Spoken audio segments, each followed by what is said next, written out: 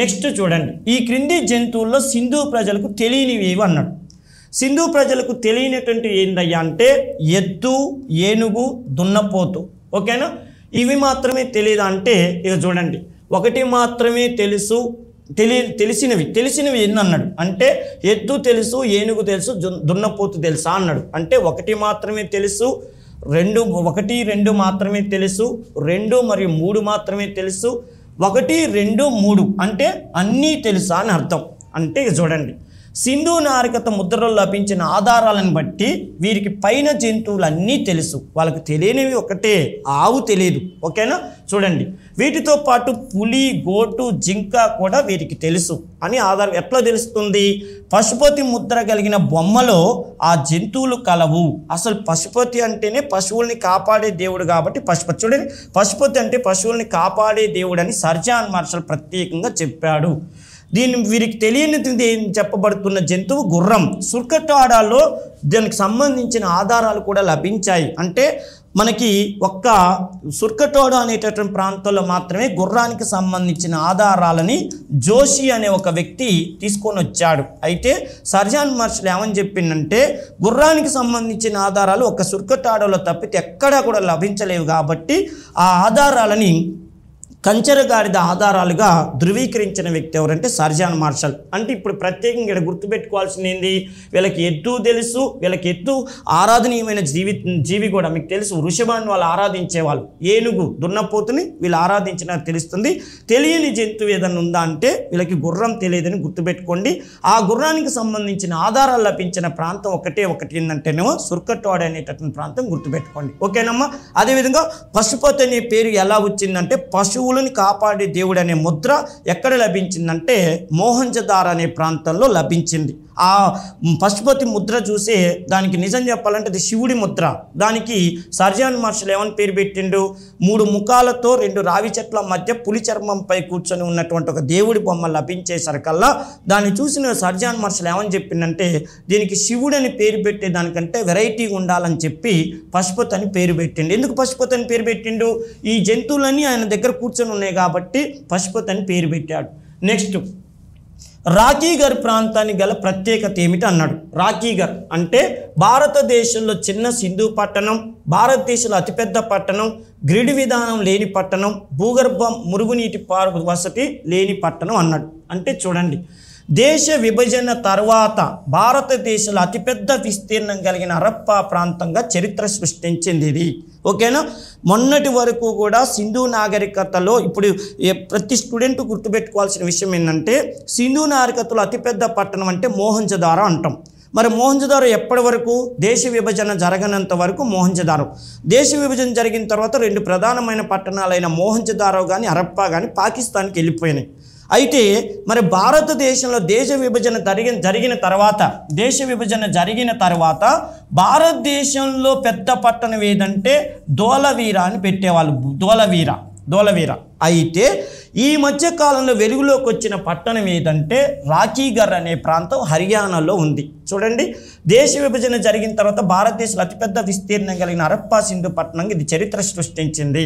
ఇక్కడ 1963, 1997 మధ్య కాలంలో తవ్వకాలు జరిగాయి. కాకపోతే అవి అంత వెలుగులోకి రాలేదు. ఈ మధ్య కాలంలో అమరేంద్రనాథ్ అనే పురావస్తు పరిశోధకుడు తవ్వకాలు జరిపాడు. ఇక్కడ 2 మట్టి దిబ్బలు సింధు సంస్కృతిని కళ్ళకు కడుతున్నాయి. ఇంతకీ ఈ రాకీగర్ అనే ప్రాంతం ఎక్కడుందయ్యా అంటే హర్యానాలో ఇక్సార్ జిల్లాలో కలదు. ఇక్కడ టెర్రాకోటతో చక్రాలు, బొమ్మలు, శిల్పాలు, కొండలు, అస్థిపంజరాలు బయటపడ్డాయి.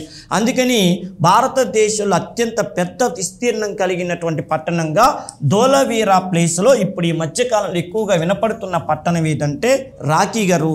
బాగా గుర్తుపెట్టుకోండి, ఇక్కడ తవ్వకాలు చేసిన వ్యక్తి అమరేంద్రనాథ్ అనే వ్యక్తి. ఇది హర్యానా రాష్ట్రంలో ఉన్నది.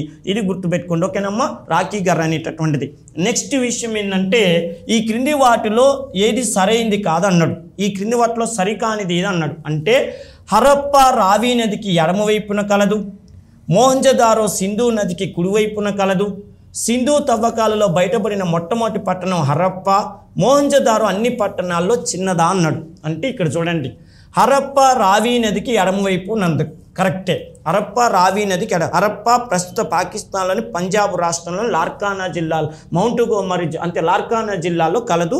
రావి నదికి ఎడమవైపున ఉన్నది, ఇది కరెక్టే. మోహంజదారో సింధు నదికి కుడివైపున ఉన్నది. ప్రస్తుత పాకిస్తాన్లోని సింధు రాష్ట్రంలోని లార్కానా జిల్లాలో కలదని చెప్తాం. ఓకే. సింధు తవ్వకాల్లో బయటపడిన మొట్టమొదటి పట్టణం అంటే హరప్పా అంటాం. అందుకని హరప్పాని ఆకస్మికంగా లభించిన పట్టణం అనే పేరుతో పిలుస్తారు. ఇక చూడండి, మోహంజదారో అన్ని పట్టణాల్లో చిన్నదా అన్నాడు. అంటే మోహంజదారో అన్ని పెద్ద పట్టణాలలో పెద్దది. ఇది ఇక్కడ ఇచ్చిన వాటిల్లో తప్పు. చూడండి, పై సింధు పట్టణం అతిపెద్ద పట్టణం మోహంజదారో. అంతేకాదు 7 సార్లు వరదలకు గురైనప్పటికీ కూడా పునర్నిర్మాణమైన పట్టణంగా దీన్ని చెప్తారు. అంతేకాకుండా ఇక్కడ అన్ని పూల తోటలు, అన్ని బావులు ఎక్కువగా ఉన్నాయి. అందుకని చూడండి, గార్డెన్ సిటీ నిఖ్లిస్తాన్ అనే పేరుతో పిలుస్తారు. 1922 సంవత్సరంలో ఆర్డి బెనర్జీ రకుల్ దాస్ బెనర్జీ అనే వ్యక్తి ఇక్కడ తవ్వకాలు చేశారు. అతిపెద్ద ధాన్యాగారం, గ్రేట్ బాతు, అసెంబ్లీ. చూడండి, గ్రేట్ అసెంబ్లీ, తర్వాత గ్రేట్ బాతు, ధాన్యాగారం, అదేవిధంగా బావులు ఎక్కువగా బయటపడినటువంటి పట్టణం ఏదంటే మోహంజదారో అని చెప్తాం. అతిపెద్ద ధాన్యాగారం. నెక్స్ట్ విషయం ఏంటంటే పశుపతి విగ్రహం బయటపడిన పట్టణం అంటే కూడా ఇక్కడ చెప్తారు. ఈ ప్రాంతంలోని గ్రేట్ బాత్ని సర్జాన్ మార్షల్ అనే వ్యక్తి ఇక్కడ కనుగొనటం జరిగింది. వీళ్ళకి స్నాన ప్రియత్వం ఉందని, అదేవిధంగా అసెంబ్లీ అంటే ఇక్కడ కార్యక్రమాలు జరుగుతున్నాయని చెప్పి ప్రత్యేకంగా చెప్పబడుతున్నటువంటి పట్టణంగా మోహంజదారోని చెప్తారు.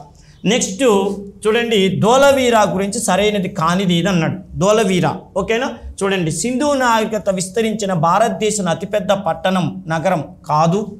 అంతేనా. అంటే రెండోది ఏంటంటే దీనిలో ఎగువ మధ్య దిగువ భాగాలు కలవు. 1990-91 మధ్యకాలంలో ఇక్కడ తవ్వకాలు చేశారు. నెక్స్ట్ విషయం ఏంటంటే ఇది గుజరాత్లో లేదన్నాడు. అంటే సింధు నాగరికత విస్తరించిన భారతదేశ అతిపెద్ద నగరం అని ఇది చెప్పాలి. ఎప్పటి వరకు? రాకీ గారి గనుక ఒకవేళ అక్కడ ఆప్షన్స్లో లేకపోతే భారతదేశంలో అతిపెద్ద విస్తీర్ణమైన పట్టణం దేశ విభజన తర్వాత అంటే ఆప్షన్స్లో ఏబిసిలో రాకీ గారు లేకపోతే ఇది పెట్టండి, అతిపెద్ద నగరం. నెక్స్ట్ ఎగువ మధ్య దిగువ భాగాలు కలవు. కరెక్టే. 1990-91 ఇక్కడ తవ్వకాలు చేశారు. కరెక్టే. ఇక్కడ ఇది గుజరాత్లో లేదా అంటే గుజరాత్లో ఉంది. ఇది గుజరాత్ రాష్ట్రంలోనే ఇది ఉన్నది, ఇది గుర్తుపెట్టుకోండి. నెక్స్ట్ సింధు నాగరికతకు చెందిన ఏ ప్రదేశంలో అత్యధికంగా బావులు? ఇది 2018లో కానిస్టేబుల్ ఎగ్జామ్లో అడిగాడు. సింధు నాగరికతకు చెందిన ఏ ప్రదేశంలో అత్యధిక బావులు కనుగొనబడ్డాయంటే మోహంజదారోలో అతి ఎక్కువగా బావులు కనపడ్డాయి. ఎందుకంటే ఇక్కడే గ్రేట్ బాత్ అనేది ఉన్నది కాబట్టి, మరి గ్రేట్ బాత్లోకి వాటర్ కావాలి కాబట్టి వాటర్ కోసం వీళ్ళు ఈశాన్యంలో బావులు తవ్వించారు. అందుకనే బావులు ఎక్కువగా కలిగిన పట్టణంగా మోహంజదారో అని చెప్తారు.